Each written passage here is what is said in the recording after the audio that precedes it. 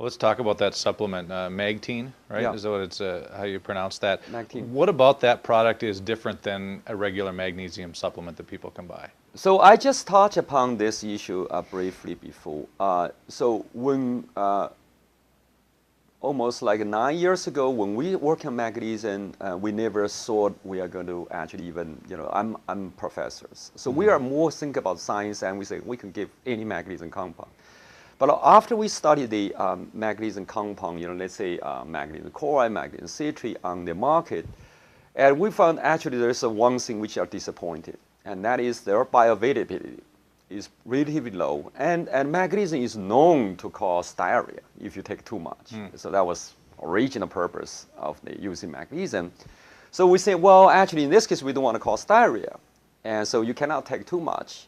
So then we have to working on the what I call bioavailability, which means if you give a little bit of magnesium and whether magnesium can get into your body first. Sure.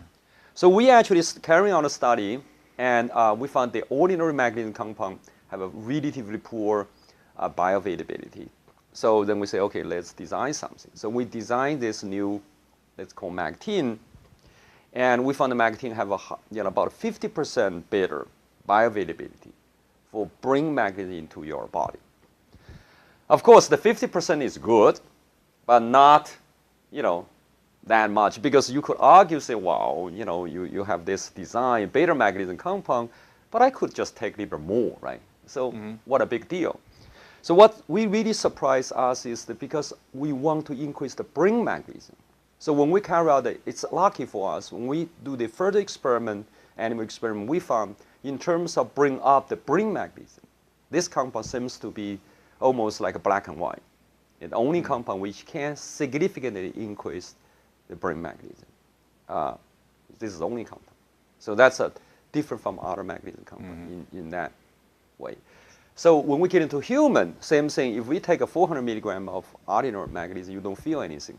This magnesium compound, if you take liver too much, let's say 400 milligram, you just feel headache. So that because it's huge magnesium getting into your brain.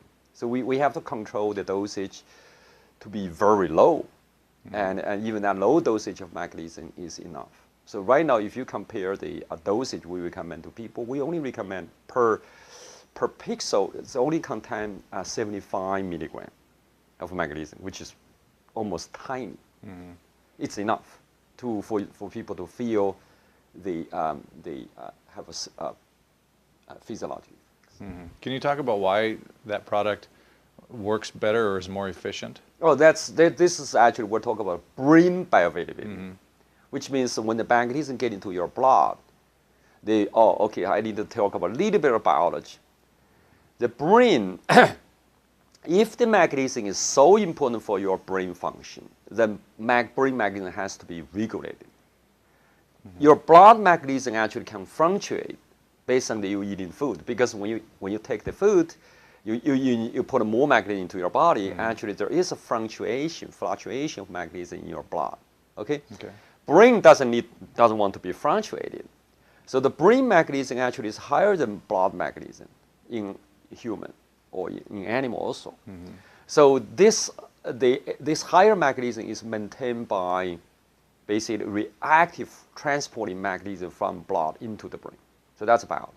Actively transporting, you require energy-dependent transfer. So that's why it's very difficult to increase the brain magnesium. Blood magnesium, I just take more. Brain, there's active transporting process.